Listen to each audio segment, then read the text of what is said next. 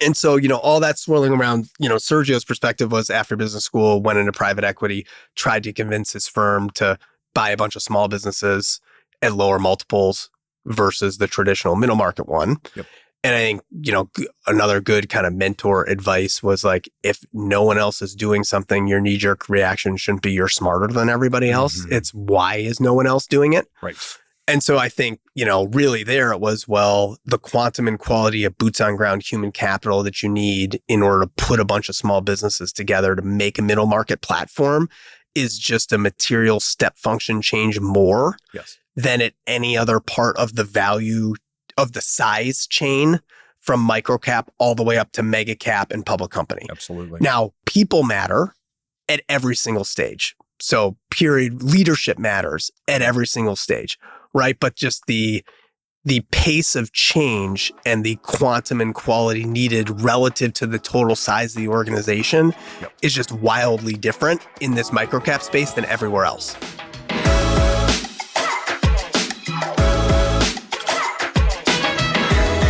All right, Matt. Hi. Welcome to the Diners and Deals podcast. How you doing, man? Seth, happy to be here.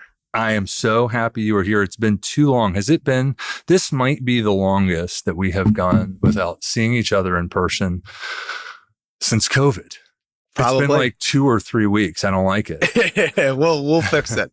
Yeah. And we usually do this at S&G Diner on 3000 North Lincoln Avenue in Lincoln Park, at the S&G Diner, which is the best diner in the world, but just the sound issues, we just couldn't do it there anymore. So we're here. And we're here at the Vocal offices in Chicago, and I love shooting it here. It's been, they're great hosts. Good. They're great people. Yeah. So they certainly are. And their episode will be out soon. And I am so excited to have you here. We met, oh my gosh, how many years ago is it now? Is it 5 or 6? Yeah, somewhere in there, 2018, 2019. Yeah. And 2018, 2019, Cold Bore Capital. Where was Cold Bore in its evolution as a fund at that point in time? We were looking for platforms for a fund 2 that we were about to start raising for and trying to deploy out of. Yeah. Man, and so much has happened. So let's start with where you are today. Tell us about Cold Bore Capital. Sure. Cold Bore Capital. We're a micro-cap, lower middle market buy and build firm. So we invest in services businesses that are, 500,000 of EBITDA to 5 million of EBITDA in recession resilient niches where there's lots of fragmentation. And we think there's great growth opportunities both on the organic side and then also through acquisitions. So tell me about some of the portfolio companies that you're really excited about today.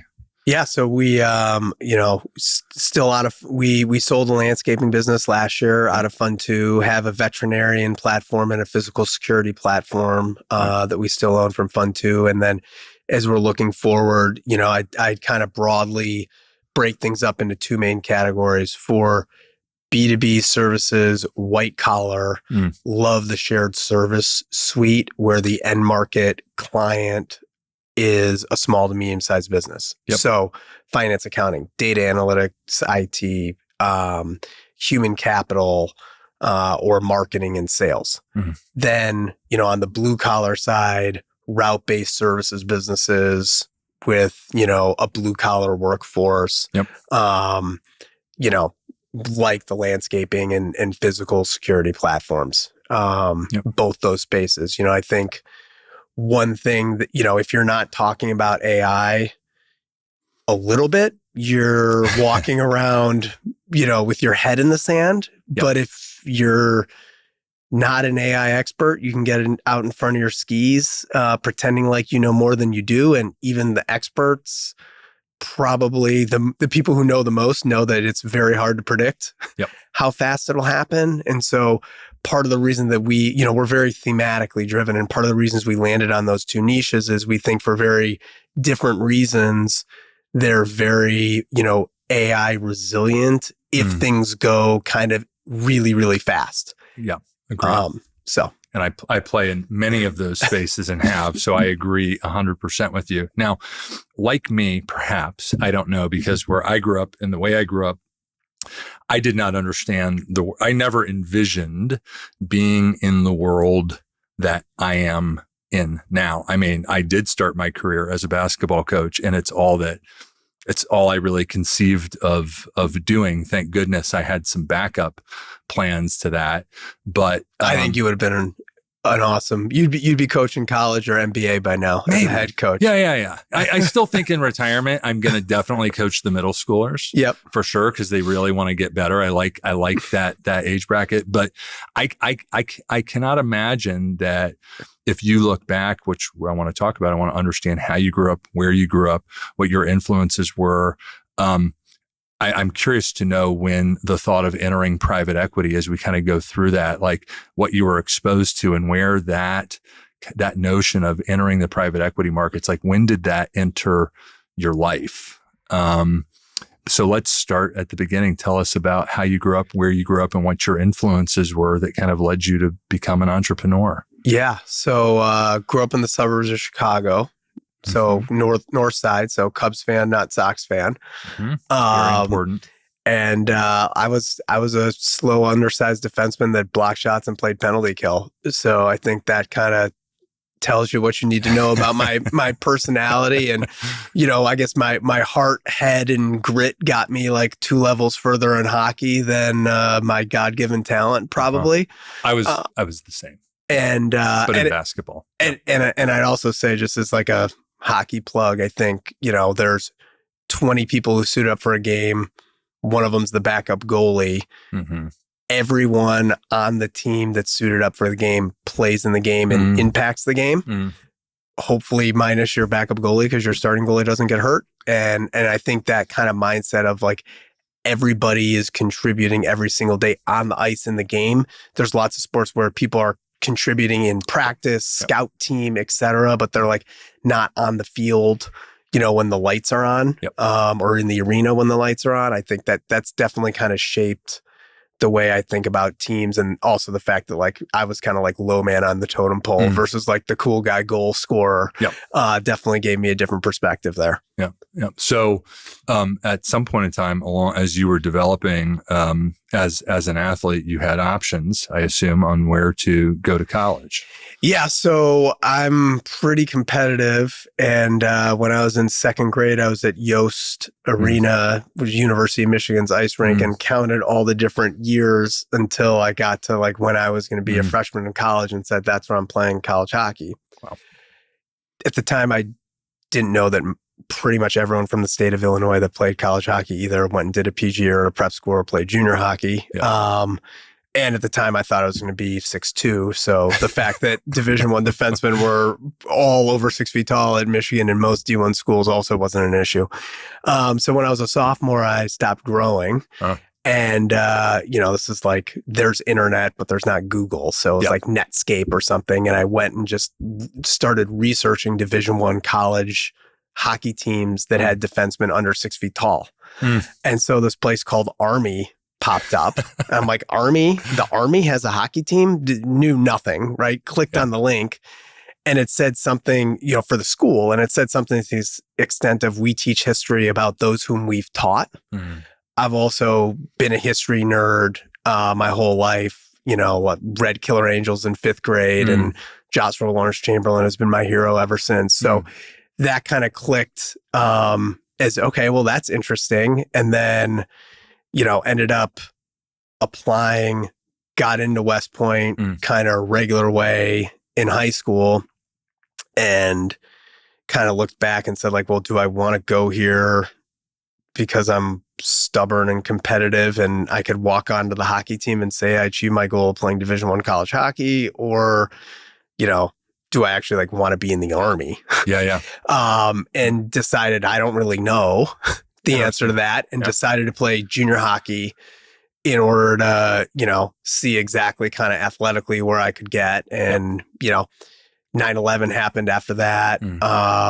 And just, I got a lot more mature. I matured a lot living, away from home, but also not being in college full time, and ultimately made the decision that, that's what I wanted to do, for my 20s, at least was, be an officer in the Army. How did West Point shape you? Well, good question. I think I'm trying to, so I guess one, I went in a 20-year-old man instead of an 18-year-old boy. So I think it really it accentuated strengths and mitigated my weaknesses, more than it completely transformed me. It was the right fit for me. Yep. But so I think, look, you get 30 hours of stuff to do, and every single day, everything is graded. Yep. Your grades impact the job you get and where you get to go do your job. Yeah. So there's, but ultimately you can never get to everything. So I think it's the ultimate prioritization machine on planet Earth. And I just put in a plug for the closest thing to a pure meritocracy I've ever seen in my entire life. I can imagine. Yeah. So I think, number one, it's just hey, how do you prioritize? Right. And look at multiple different layers of, happiness, sleep, nutrition, ranking, et cetera, and figure out what do I spend time on and when do I just go to bed? There's something, yes. And there's something there I do want to come back to. I want to talk, if you're willing to, I want to talk about your service. Yeah, absolutely. And I want to talk about your transition. And I want to also make sure we talk about at Cold Bore, the opportunities that you're providing to transitioning veterans, both in the fund and in your portfolio companies.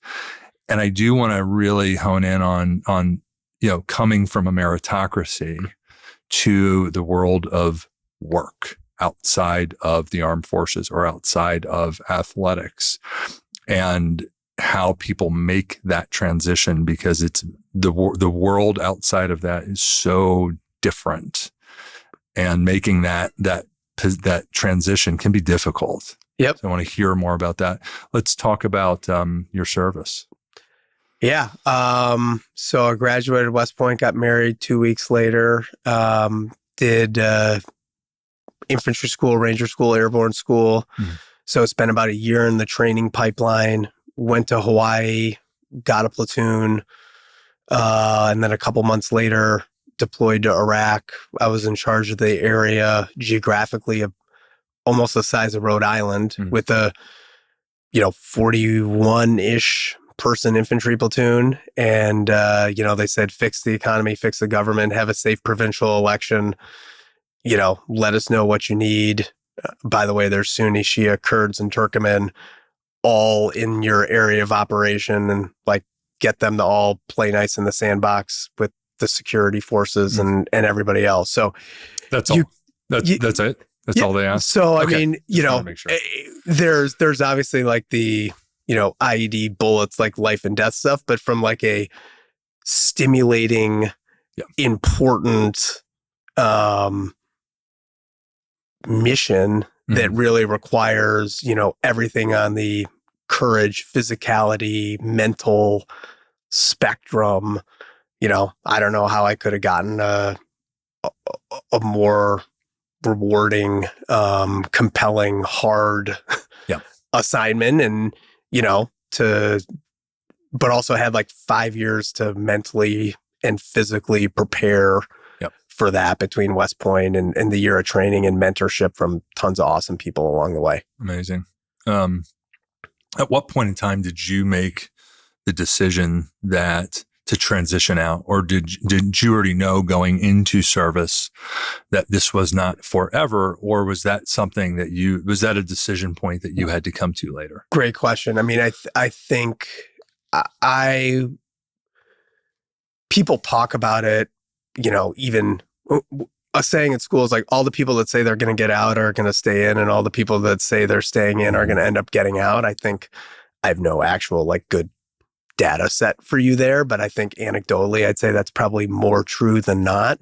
Me personally, I just said I'm going to be leading soldiers in combat. Whether I decide to stay in or get out, being putting all my time, energy, and focus into that task is, that is my only job. Yep. So I'd say like I made the conscious decision to really not think about it at all one way or the other until after the first deployment. And then, kind of made the decision, there's, without getting into the weeds too much, you kind of like, I could have left my unit and gone to the captain's career course, and decided to, basically made the decision like, hey, I'm going to stay. I want to do the Afghanistan deployment, but also like I'm going to get out after that. Got it. So I'd say like kind of between deployments, talked to my wife and made that decision. And then also decided like to finish my time by doing the Afghanistan deployment instead of, going to do something. Yeah, I could have done like a training mission or something else and gotten out along the same timeline. Yeah. Yeah. So when did you ultimately transition out? And as you were doing that, what was the first step that you made into the world outside of that ecosystem? So I guess like I had no idea what I wanted to do. But I was like, well, grad school is, just kind of what are people doing? Like lots of people go to grad school and that's like a, not a bad thing and buys you some time in order to kind of figure out what's next. And so my dad was a lawyer, so thought about law school, thought about business school. And, I guess the honest answer is I looked at the law school application and the business school application. The law school application was, again, this is a long time ago, so hopefully the lawyers don't get mad at me if I'm saying it wrong. My recollection, what I recall from the difference in the applications was law school is like, what's your LSAT? What's your GPA? Yeah. In business school, they actually cared about, what kind of leadership potential do you have? More other things than just academics. Yep. And also like almost no one goes straight to a 2-year MBA from undergrad because they want everyone to have some kind of real world experience. Yep. Lots of people go to law school straight from undergrad. Yep. So it was more like, all right, they care about more of the hockey player, platoon leader, infantryman part of me. Yep. And that is a real part of who I am. So it'll probably be a better fit. Yeah. That was, so I don't know if you want to think that was really crappy analysis or really good, but that's the honest answer. So there you go. And you went to Kellogg. Yeah. Right. And when you were there, again, when you went in, did you have any, you said like, not sure exactly what you want to do. As you were there, did you develop any type of hypothesis about how you were going to then leverage everything you had done and learned into the world of work? And what was the first step you took? Well, I think it's important not to have too much like, hindsight 2020, the real answer is, you show up, got plugged in with the veterans group at the school and, pretty early it's okay. Are you going to recruit for investment banking consulting or figure out something else to do? Yeah. And there are a lot more, and again, same kind of process. I looked at the process for investment banking versus the process for consulting. And, the consulting process was honestly probably more of a pure point in time meritocracy where the case study was how well do you know business? How well can you do a case study? Period, full stop. Whether you spent 5 years doing case studies in businesses before, or you'd been an artist or a professional athlete or a veteran. Yep. And so, whereas the investment banking process seemed like they were much more about projecting you into the future. And also just like the grit aspect of it. Like everyone's, I think there's probably, I'm trying to think like, what was I actually thinking anytime? The other part is just like, everyone's like, oh, that's the most miserable thing on the planet. Why would you want to do that? Which kind of made me want to do it. So yeah, that was, and I guess like from a game theory perspective, I was also like, if I do an investment banking internship, earn a full-time offer and recruit as a second year for consulting with an investment banking internship offer under my belt, I'm way more differentiated and competitive versus being one of the gajillion people competing, as a first year. So so that's how I decided to recruit for banking, picked it as the internship. But also, I'd say like by the second half of my first year, I was pretty interested in search funds, trying to do something more entrepreneurial.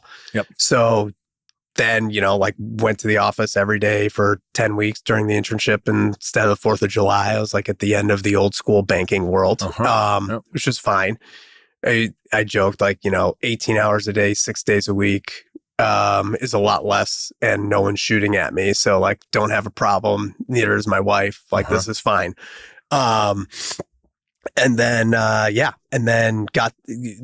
to kind of make a decision, to get the major sign-on bonus and really, did some stuff with search funders to help them. And at the end of the day, just got advice from mentors, some of the same ones that had said, like, go do finance because you got to understand finance if you want to be in the business world eventually.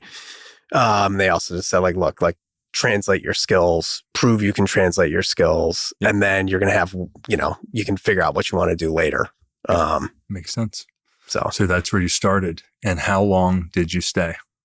Did that for, I guess, had the internship in the summer of 2013 and left in the summer of 2016. And what drove you to say investment? I'm not going to stay in investment banking. There's something else. There's another place for me in the world of work. Yeah, I mean, I think, look, at the number 1, 2, and 3 is what are your non-negotiables from a personal perspective? And those eliminate courses of action, which make things clearer. And so I just felt like, to maximize my personal and professional utility, I had to try doing something entrepreneurial because that had the most ultimate upside. For, what I could professionally enjoy and, kind of create the kind of personal all in life with friends, family, et cetera, that I wanted to have. And so, just said like, look, I'm going to have a lot of capacity on all my credit cards. I've established a really, really good reputation here. Yep. I'll try it for 12 months. If it doesn't work, I'll come crawling back and they'll know that they have me for life. Because how many kids at this point in time too? When had my 4th kid. Okay. Yeah. So, definitely. But it was in you. You had at that point in time, you had to go be an entrepreneur. Yeah. And I also think like part of the reason I picked banking was I felt like I could build a little bit of a financial cushion to take a shot much faster. Yep. And I knew I was highly confident that my best case scenario was not being a banker, consultant, or corporate, general manager for the next 30 years by the time I finished business school. Yeah. That's walked in and told everybody I was quitting to start my own human capital staffing and placement company. And I think for a second they paused because they weren't sure if I was messing around with them or if I was serious. And, but everybody was super, super supportive, and great about it. And I will, whether it's that or all the different B2B services firms that we help today, I think the client service that I learned in investment banking is one of the biggest things that no one talked about ahead of time or even while I was doing that in hindsight has really helped me professionally. I was at a bulge bracket firm. So they're, the head people there are competing with, to get Fortune 500 relationships with all the other bulge bracket banks that have pretty much the same services, even though they have their shticks about how different they are. And there are some real differences. But at the end of the day, it's like your ability to drive a relationship and understand your counterpart, CFO, CEO, board member, whatever, and what makes them tick was really the thing that separated, the ones that were successful and the ones that weren't. And I got a lot of exposure to some really successful ones. So definitely picked up a lot there. So let's talk about that transition. And then as you're talking about that then led you to what you do today. Yeah. So that's Seth's way of trying to say, like, make this one a little faster. No, it's not. He's good. He's good at keeping me on track there. See, the problem is when you tap into the entrepreneurial side of people, they go visionary and like give every little detail because they're giving like, how did I think about it? Which is a lot different than like the structured kind of top down way of thinking. Which is really important. I got to tell you, well, by the time people listen to this podcast, hopefully they would have listened to the podcast with Reed. We're in his office today, and Steve Carroll. And Steve runs Kelso Industries now. It's a $1 billion company that he started 3.5 years ago with his partner that he knew since grade school. And Steve didn't necessarily know that he was going to be an entrepreneur either. And it was his time at Walmart that gave him the confidence to do that. And he also then knew it's what he had to do versus Reed, who was born an entrepreneur. This journey is different for everyone. And I think for our young listeners or our listeners who are within corporations today, wondering if they want to make this leap to entrepreneurship or this leap to private equity, there's not one path. There are very few that we come across where the narrative is so scripted or they just knew from the beginning. But this path to entrepreneurship, I think, is just very different for all of us. And it comes to us in different ways at different times. And so I think it's really important that people understand there's no one path that leads you here as much as the books might tell you there is. Great point. I will say, like, I watched Shark Tank for a lot of years, before doing it. And ultimately, it's just kind of like, hey, lots of people, if I just fast forward to 20 years from now and I haven't done it, am I, is that going to be a material regret that will like really make me an unhappy person? Yep. And the answer to that was yes. Mm-hmm. Right. And then the flip side was, am I financially in a place where, my kids can eat? Yep. Excuse me. And if it doesn't work out, because there's no guarantee it will, I've got enough of a, way to recover. Yep. And like what those lines are, I think for every person are different. I make no judgment on what people say those lines were, but I was pretty deliberate in my planning to create the opportunity. Yeah. So that like, if the right thing came, I couldn't kind of convince myself that I couldn't do it, if that makes sense. It does. Let's talk about one other thing there. And I know you're a little tired and run down because of the loss that your Georgia Bulldogs suffered over the weekend. I know how much that's taken out of you. But I was not at the game, so this has nothing to do with me being up too late on Saturday night. Just for the record, I was Anyway, keep going. We understand up a whole bunch of new platforms as well, but I had to get that in there. And let's talk about one other thing before we make the transition. Let's talk about the alignment at home with your partner, right? As you get ready to leave the bulge bracket investment bank and go start your own business with 4 children, and you're going to go take this leap. What does that look like in terms of speaking to your life partner about this? Okay. Well, I know I like to. No, this is great. This is great. So I'm gonna give you I'm gonna have to give a little history lesson. So when we first met, I fell in love basically first sight. It sounds cliche, but it was real. And I was very concerned that, my now wife, mother of our 4 kids, just was not gonna want to do the Army thing. Mm-hmm. And I had no choice. In that, like that was a decision I had already made. So the first movie we ever watched, this is 100% serious, was We Were Soldiers Once and Young, because the new second lieutenant goes to Vietnam with the baby and gets killed. Yep. And like my goal was to scare her away from the journey that I was on to save me the heartache of getting further down the path and then having her figure out, that wasn't for her. So I would say like I rarely give myself A's. I'd give myself an A+ for expectation management. Yes, that was good. On that one. Then when I got into business school, I completely inaccurately thought that we're going to back up. So I'm going to be her. You're going to scare me off. Yep. What did she come back to you with? I want to live that doesn't scare me at all. I love you too, but we'll do whatever we need to do. Lovely. Keep going. That's amazing. So then, and sorry, Lori, I'm sure it was much more beautiful than that in the way that you said it, but Seth put me on the Lori, spot that's there. Enough. That's those words say it all. So then on the opposite, I give myself an F for expectation management for business school. So I get back from my Afghanistan deployment. We're in Hawaii. I get into a great business school, and I naively think that's like closer to the end of the journey of figuring out what I'm going to do after graduate school versus being like the top of the first inning. Yeah. And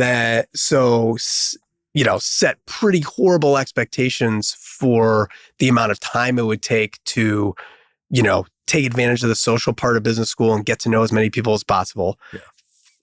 Don't know the difference between an income statement and balance sheet and like learn finance, accounting and everything about business and get good grades and recruit for investment banking. Yep. All while we had 2 small kids and she was pregnant with our third. Yeah. So I would say like those are really the bookends on the A and the F for expectation management. And ever since, so those bookends kind of informed the next few years of consistent conversations about what do these different things mean and how do we prepare for that. So I think we spent a lot of time talking together about, the puts and the takes of staying where I'm at versus, jumping and trying to start something. And what does that mean for vacation or what house we're in and all kinds of other things. And frankly, just from a time perspective, I will say like the one, I probably give I got a B, I think on that one. But like the one thing I would say to those people thinking about doing it, one of the hardest things about entrepreneurship is ultimately no one else is telling you what to do with your time. That's the feature and the bug. Yep. And so the direct answer to any question from your spouse on like, can you do X? Like the technical answer is yes, because there's no boss that's going to tell you you don't have to. Yep. Right. But like, if you answer that question technically correct every single time, you're never going to get anything done. That's right. And so how do you figure out the way that you guys are going to operate and communicate in order to, deal with that? I think is something that, hindsight, we could have been even more explicit and direct there, but figured it out. You figure it out. That's an art form. So let's talk about the firm and then what led you to also co-founding Cold War. Yeah. So, always when I was in business school, first, really got into the recruiting process with the investment banks, then, tried to pay it forward, helping other people both figure out like what did they want to recruit for, and then how did they position themselves in their interviews and all that kind of stuff. And people literally say, this is in like myopic business school, blinder world, it's too bad there's not like a job you could get where you help people do this. Like this is literally like a direct quote. And so, a whole bunch of different things came together. I had an opportunity to basically try and start a human capital staffing and placement company, which is, inartfully I'd just call like get people jobs. Yep. Right. That's what do you explain to your 3-year-old? What do you do? I help people get jobs. And so I was like, oh, well, all these people thought I should figure out a way to do this. And this kind of is one. And, the initial opportunity was much more on like the staffing side. Yep. So that was, I kind of viewed that as the original analog gig economy. And way back when we were starting this, like the gig economy was just starting to become a thing. And so, and then I guess maybe last piece of the pie, that puzzle for me was, one option in starting things is like, go in your basement or your garage and try and come up with the big disruptive way of changing everything. Yep. This was more like I had a vision for how I thought the human capital world would evolve. But this was like establishing a toehold by scaling something to profitability really fast in a more mature part of the market. And so I thought, one, just from a learning from clients, you could have faster OODA loops by actually kind of being in the field, reacting to the way clients were actually reacting. And then also just from like a personal mitigation perspective, it was like, all right, if I can scale something to profitability, if I hate it or the prospects are horrible, I can sell it. Yep. And then I've really increased my long-term human capital through that. So that was kind of the game theory on like, here's the big strategic vision that gets me excited to do this for 40 years, but also like, here are a bunch of different off-ramps depending on how things go. Because, the military saying is like the enemy has a vote too, right? Mm-hmm. So, or no plan survives first contact. Yep. Very true. And so as you're scaling the business, you meet Sergio. Yeah. So I guess this is both the reality of being an entrepreneur and maybe how do you do things a little bit faster than me so you don't get pure luck. But like 10 different people had told me in the Chicagoland area, hey, you should really meet this guy, Sergio. And I didn't ignore them like, I'm smarter than you. I was just like in the grind, in being focused on trying to build the business. So I don't want to, the truth's probably somewhere, I guess, how do you have a deliberate amount of time that you block off every month that you're doing for this kind of stuff? I think it's tough. Listen, like I just made a new connection over LinkedIn and I put it off for a long time because the last 10 times someone had reached out to me over LinkedIn and I said yes. I'm like, I have to focus. Like I love helping people, as you know, and people say, oh, you got to meet this person, you got to meet that person. And like so many of them go nowhere, but you have to always kind of let it in. But there are times when you're just so focused on building the business, you don't have the capacity to make new connections, but really to build new relationships. That's very different than taking a 15-minute phone call. Right. But I think, but we're sitting in a place today, here at Vocal Studios where Reed reached out to me and it was, and then I saw our degrees of interconnectedness, but it's also to those out there that like to reach out to people on LinkedIn. It was the quality of Reed's reach out and how well he had researched me and what he was asking that made me respond immediately and say, yes, I will absolutely, sit down with you. But you had all these degrees of connectivity saying you have got to make time for this. So you finally did. And so, but again, I guess maybe chance favors the well-prepared, maybe just pure luck. But, I don't active in the Chicagoland area veteran community. So maybe that's like the, at least kind of being around ecosystems with shared values and spending time doing that, I'd say is like what's something you can take away. Like everybody can have different versions of that. If you're spending no time doing that, it's wrong. And so just, standing in this, one of those little circles you do when you're meeting people and somebody said, oh, this is Sergio. I said, oh, I had a bunch of people say I should meet you. And he goes, you're Matt? And he literally it was probably 6 of the same people and then a couple different people who had said the same thing to him.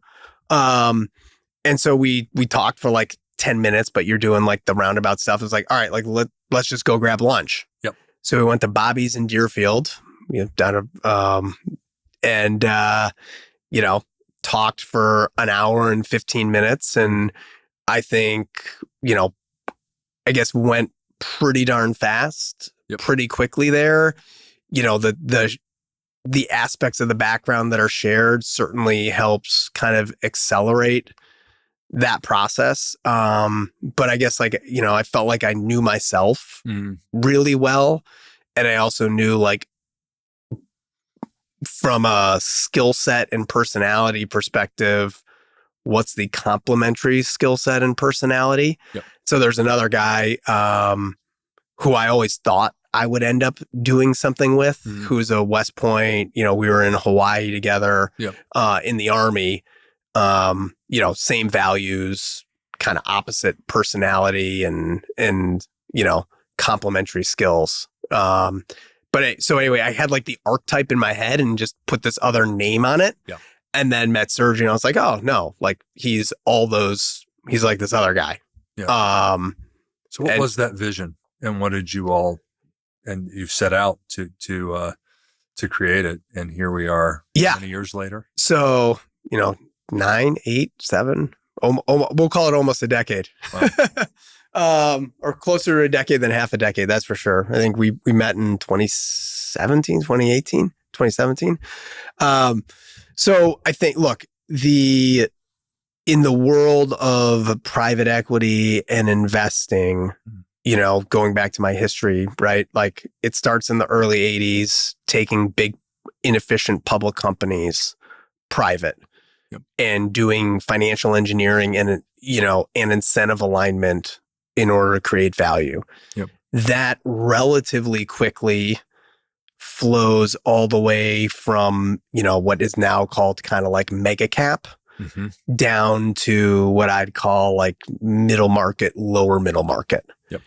But it never really went into the microcap space. Yep. Search funds have been around 30 years. I'm familiar with search funds because we talked about before, I thought about just trying to do a search fund out of business school and like skipping the whole work a regular job thing. Yep. That asset class has been around forever, going at the microcap space. Yep. My observations, there were one person is probably not the best person to both find a business, structure a deal, and then run it. It's rare. But because of the lack of liquidity in the market, if you're really good at one of those things and not bad at the other ones, you can have a really, really nice outcome. Yep. Which is why the search fund asset class has, been a good asset class for investors that have gone into it. Absolutely. And so, all that swirling around, Sergio's perspective was after business school, went into private equity, tried to convince his firm to buy a bunch of small businesses at lower multiples versus the traditional middle market one. Yep. And I think, another good kind of mentor advice was like, if no one else is doing something, your knee-jerk reaction shouldn't be you're smarter than everybody else. It's why is no one else doing it? Right. And so I think, really there it was, the quantum and quality of boots on ground human capital that you need in order to put a bunch of small businesses together to make a middle market platform is just a material step function change more than at any other part of the value of the size chain from microcap all the way up to mega cap and public company. Absolutely. Now, people matter at every single stage. So leadership matters at every single stage, right? But just the pace of change and the quantum and quality needed relative to the total size of the organization is just wildly different in this microcap space than everywhere else. Correct. And so that plus most people. Let's just slow down there for a second. Sure. There's a bunch of shit that needs to get done to professionalize and institutionalize and pull together a number of very small entrepreneurial businesses, right? To basically transform them into an investable platform. There's just a lot of work that systems, process, people, technology, pricing, go-to-market motion, sales, execution, right? There's a lot that you can create a tremendous asset, but the what you have to bring to that asset, you have to be geared differently, right? To create the value. I like, organizing a team around de-risking small business cash flows and scaling to a middle market platform is just a, huge market opportunity in the number of those businesses. But the reason regular private equity didn't scale down is the normal private equity structure. That's right. Which is, the majority of the human capital and physical capital in traditional private equity is focused on the investing team and the deal. Correct. That relative weighting works kind of pretty much from or had worked for a very long time. I don't want to get into like what's the new world from middle market all the way through mega cap, but not in the microcap space. You just have to be. So anyway, that's that's showing up more and more in the middle market. But, correct. Correct. So that was the thesis, was to go after that market. And so how did you need to build Cold Bore differently than a traditional middle market private equity firm to go create that value? Yep. So I think to the entrepreneurs thinking about, should I go do something, right? From a framework perspective, it hit the two most important things. It's like a why that I'm pumped and excited about. And I think I've got an edge to mitigate a risk better than most other people. Yep.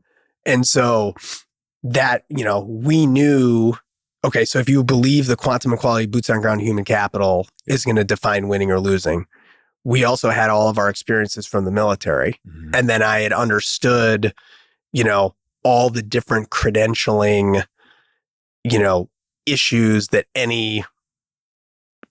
lots of, the credentialing things of coming from the military and not having normal experiences, right? Like you can take that credentialing in a bunch of, there's all kinds of groups that don't have credentialing because of the way life works. Yep. But at the end of the day, the core things that made you good, like Kellogg didn't make me a good investment banker. Yep. It gave me a credential so that the investment bank would feel safe hiring me. Yep. And so I think that kind of mindset and framework really shaped thinking about, well, we can source, screen, and deploy, SEALs, Rangers, Green Berets, pilots, super high execution, problem solving, grit people from the military in a way that most of the business world doesn't understand how to do. Yep.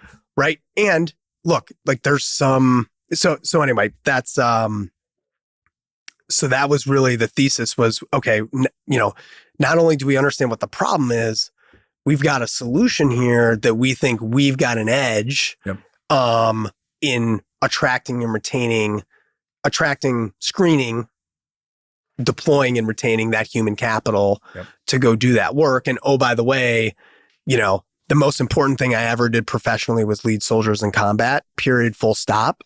But, helping people get jobs has real meaning for them, and being able to do that, plus also, specifically helping the veteran community today, yep, transition, find a form of employment that is closer to maximizing their actual skill set is something that can get me excited in the morning and also deliver risk-adjusted returns. Absolutely. So let's talk about how you functionalize that, and how you think about, and if you want to use a case study from one of the portfolio companies, or if you just want to talk about generally your approach, how you all have functionalized this from the fund out. So again, I think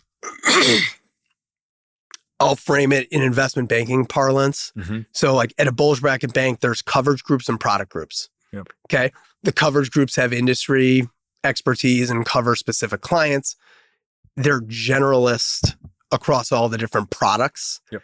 Then when you identify a specific need, from time to time, you're bringing in a specific product expert. Yep.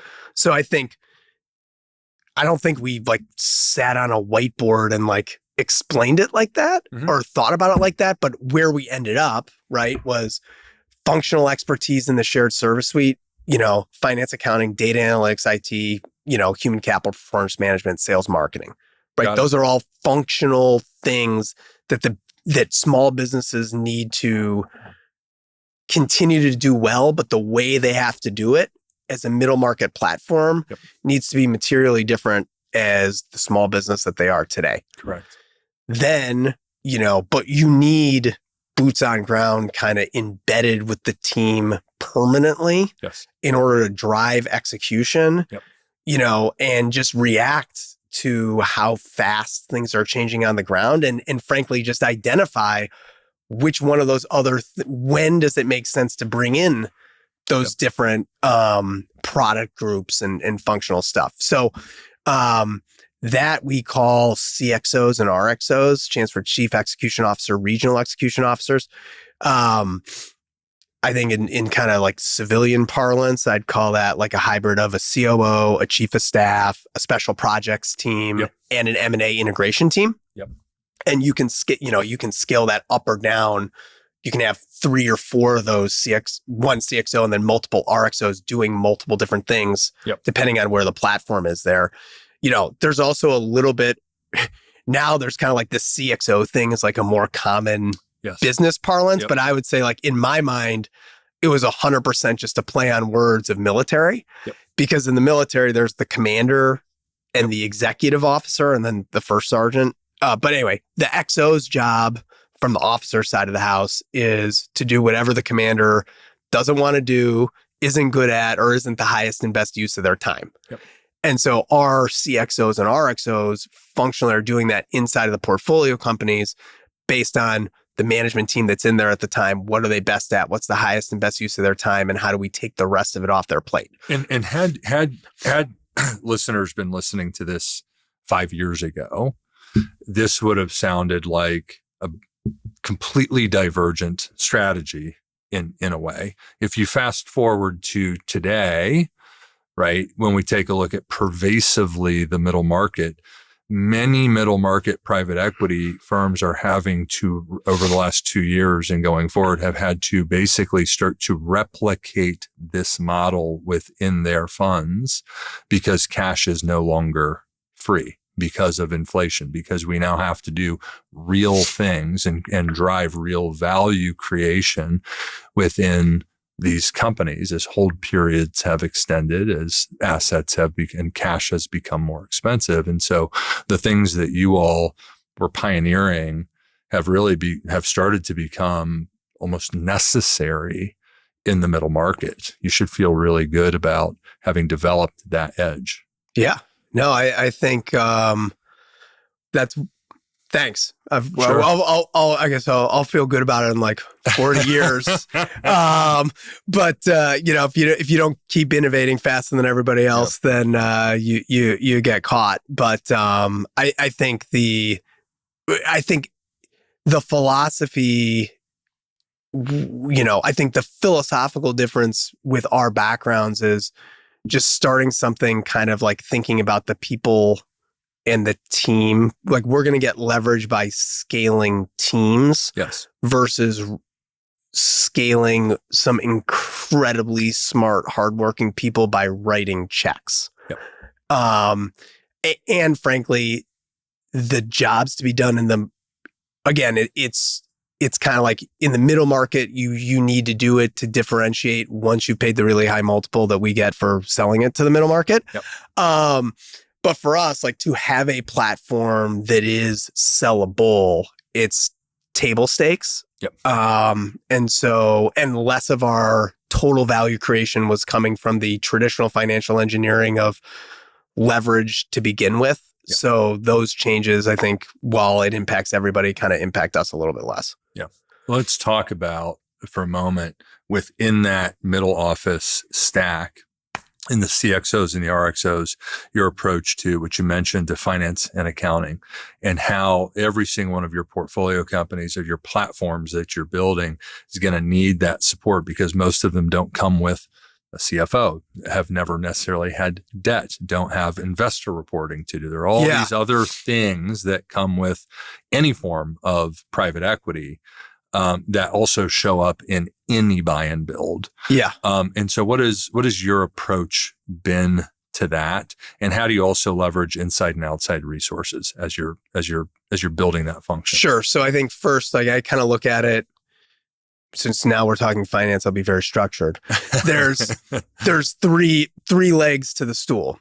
Backwards looking, in a buy and build, it's accurate backwards looking information, actionable forward looking projections, right? And then being able to, so that like, that's a regular business. Then the third regular leg of the stool, which I think deserves its own leg, is being able to continue to do those two things while you keep buying other businesses. And so I think that really, you need finance and accounting expertise, because one, you're going from cash accounting and QuickBooks, right, to like a real ERP and accruals, right? But you need integration with data and IT. And so when finance and IT are siloed, they end up blaming each other for everything. Agreed. Instead of figuring out how to work together to produce the right result. And then, there are from a hierarchy of needs perspective, as soon as you've got a lender, there's a higher standard on the backwards looking accuracy of the controllership function. Right. And so then and then level 2 is now how do we, once we have that actionable observations from backwards, how do we orient to side act and put that into both projecting the future and then understanding the newest closed time period? How did that relate to what we thought was going to happen? And then use that to drive better insights moving forward. Right. And so I'd say, you need alignment and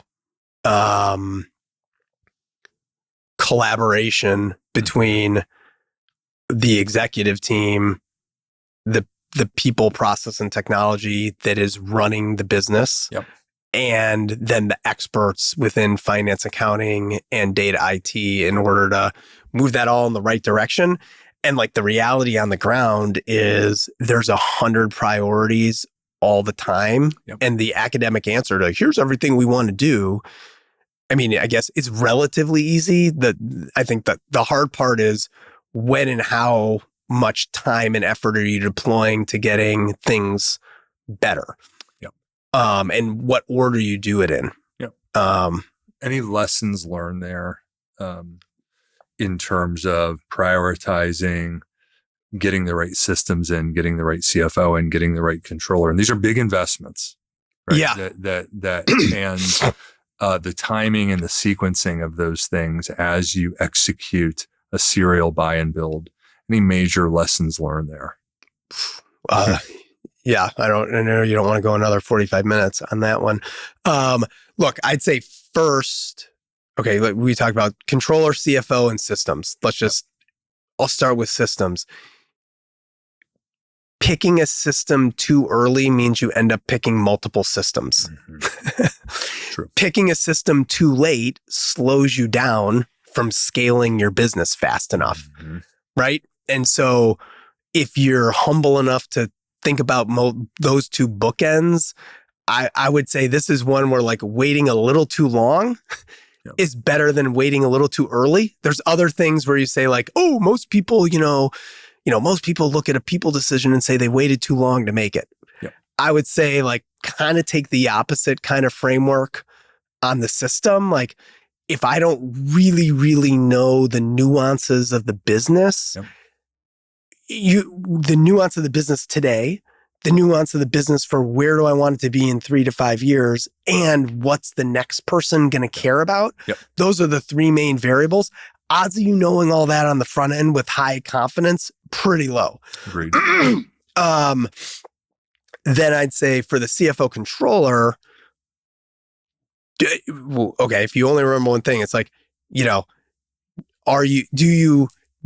does this business warrant having a real strategic CFO?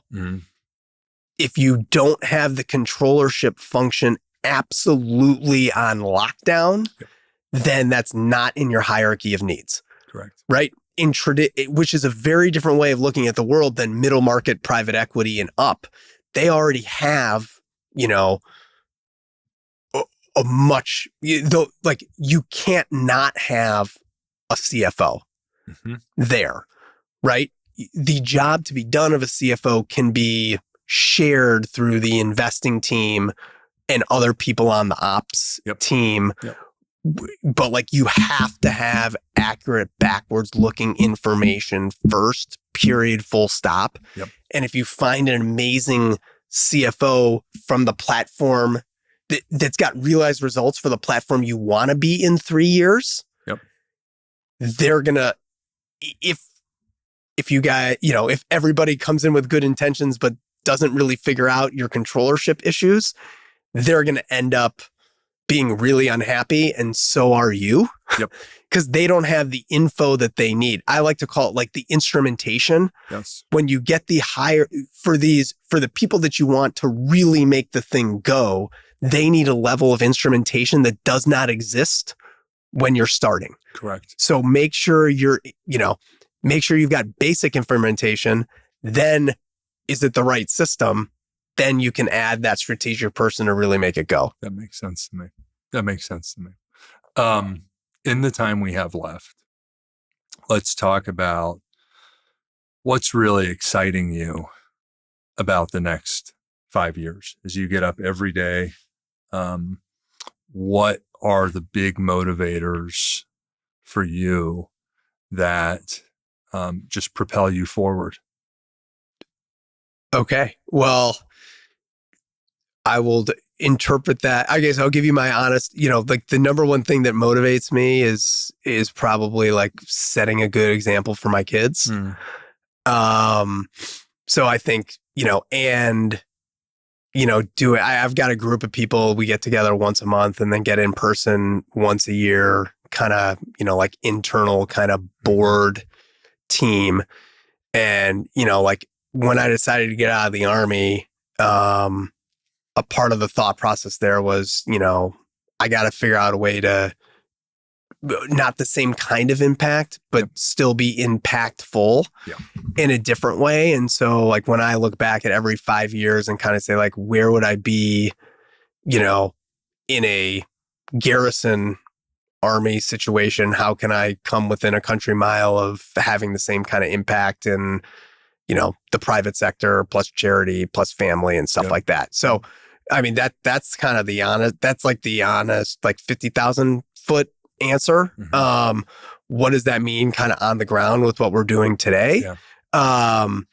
Look, I think to your point, go hockey on you, like the puck is kind of moving to where we are as it relates to holistic value creation. Yep. And more and more, and then even specifically in understanding, execution, grit, problem solving that a strong minority or of people from the communities I was talking about before have that can translate that into the private sector, but professional athletes, immigrants, all kinds of other non-traditionally credentialed people.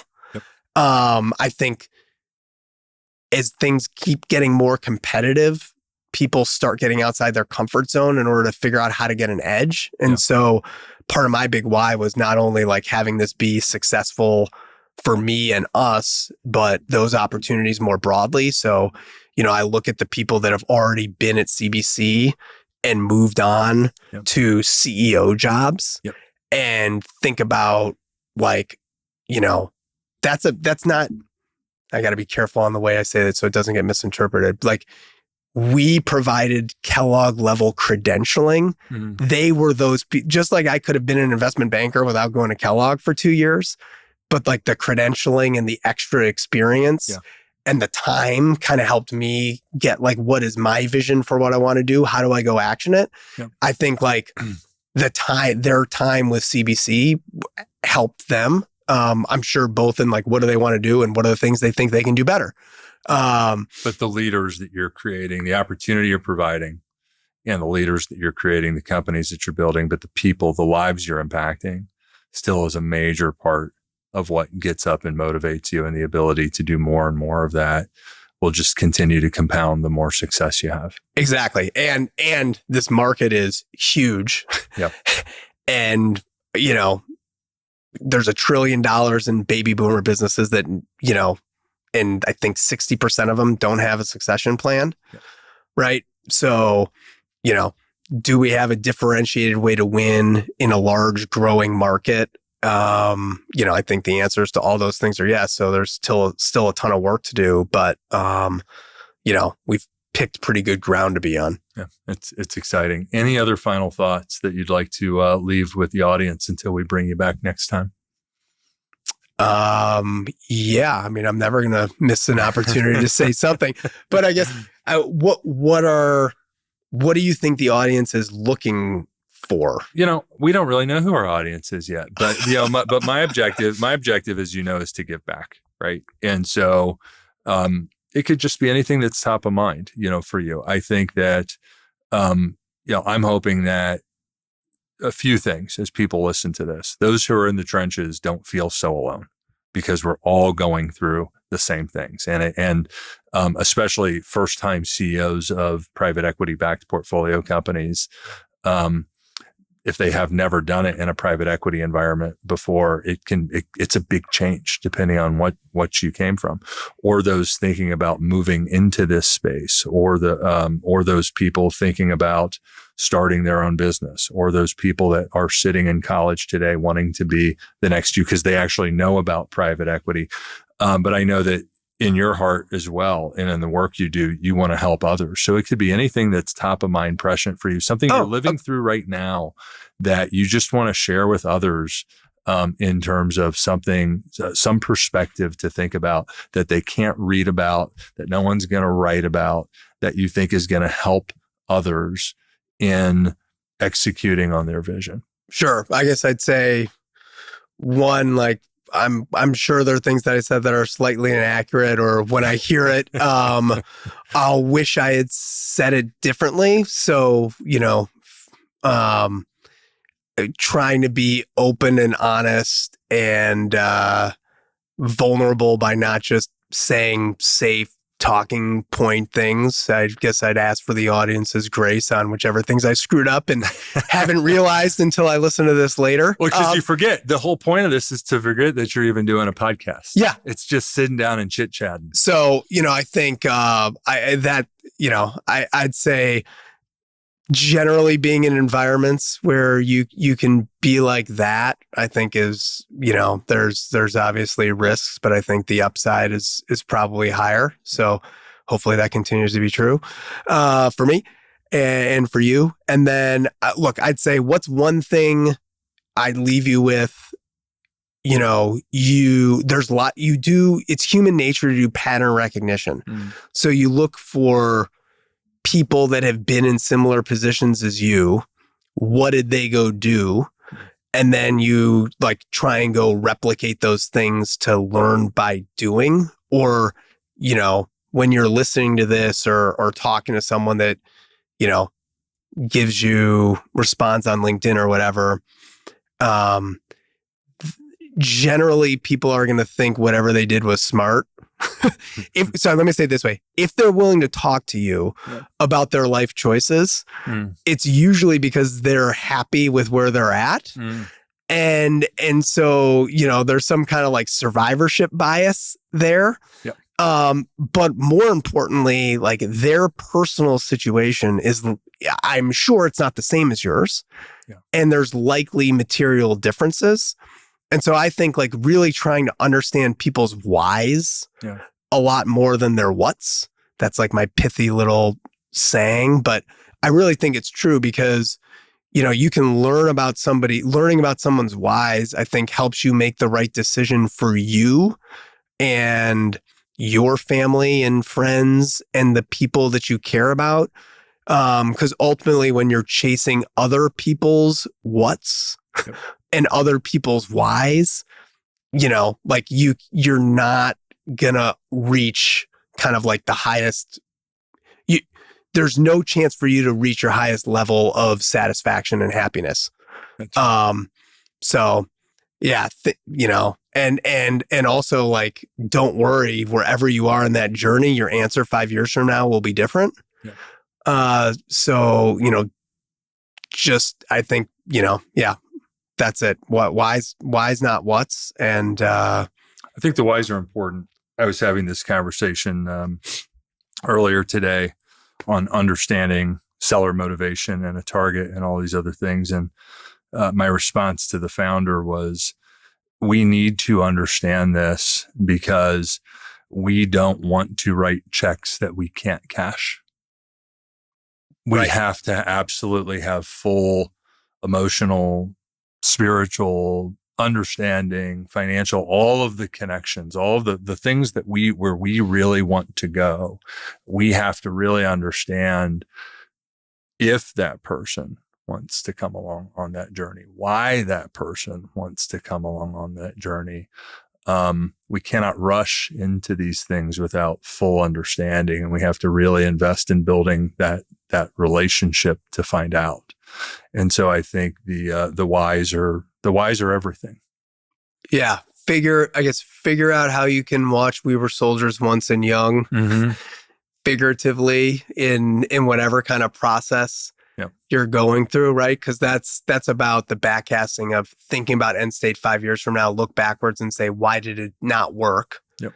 And then how do you go about, figuring out that number one thing that would keep it from working earlier in the process versus later? That's right. And you're ultimately doing yourself and the person on the other end of the table a favor. And frankly, like you're going to build better relationships, whether that thing happens or not, because the authenticity and legitimate desire for a win-win versus a transaction, I think comes through. And so maybe that's the last part is, get yourself in situations where you can be 10, 15, 20 year relationship driven in the way you think about things. I guess that's a part of my why. I guess there's, I just don't want to do a winner loser. I want to beat you if I play poker against you, or a sport. But like, if we're gonna, I don't want to win a transaction for a small business. I want to create a true win-win in that business marriage. In the same way, think about building relationships in my personal life. That's right. Well, thank you so much for being here. I really appreciate it. I know our audience will as well. This is Seth Deutsch checking out from Diners and Deals. Hope you enjoyed this and hope you learned something and get some insight. Matt, thank you so much for being here. Thanks for having me, Seth.